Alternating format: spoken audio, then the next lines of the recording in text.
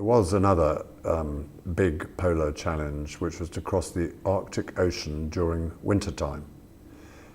The only two journeys left worth their polar salt are those, because the Norwegians and our own group, and every now and again others, have knocked off all the previous polar records, such as reaching the North Pole from land without support, and the same goes down in the south. The only big journeys, records or challenges, call them what you will, are in winter. And I turned my back on polar journeys about 6 years ago in order to concentrate on mountain climbing. And while my back was turned, our Norwegian friends managed to complete the first Arctic Ocean crossing in winter. Now, because it's the Arctic Ocean, it's sea level, and therefore probably never gets below -50 anyway, whereas Antarctica at 10,000 feet gets much, much colder. So of the two, the last one, the Antarctic one, is much more difficult.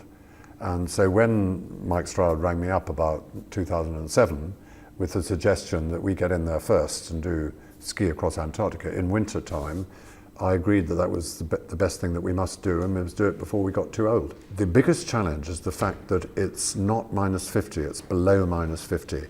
That is not necessarily a problem on people, because we've got all sorts of breathing devices designed by the world's top oxygen mask makers, one of whom was here today. So we hope that our lung tissue won't be damaged because of our sort of clever little bottles in the right place and so on, so you're breathing from inside your underpants or whatever instead of the outside air. But the big problem, which we are frightened of, is the unknown effect of the temperatures below -55 on our machinery, on the metals, on the rubber, on the welding particularly. So we've tried our utmost to find someone kinetic or the Millbrook cold chambers, but none of them go below -55 centigrade. So we are in an area where we don't actually know what's going to happen towing very heavy weights to these vehicles, and the tow systems and the winch ropes might snap. So it's the unpredictable nature that makes one apprehensive that something is going to go badly wrong in terms of the wagon train. We'd be more than happy not to have any wagons whatsoever.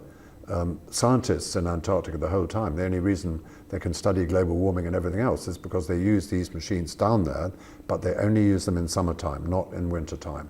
Wintertime, everything closes down. The maximum penetration into Antarctica from the coast during the winter months has been 60 miles, and we've got to do 2,000. And we've got to go right up to 11,000 feet above sea level, where it gets colder still, never mind with a wind, which will make -70 into a wind chill factor of -120 in no time at all.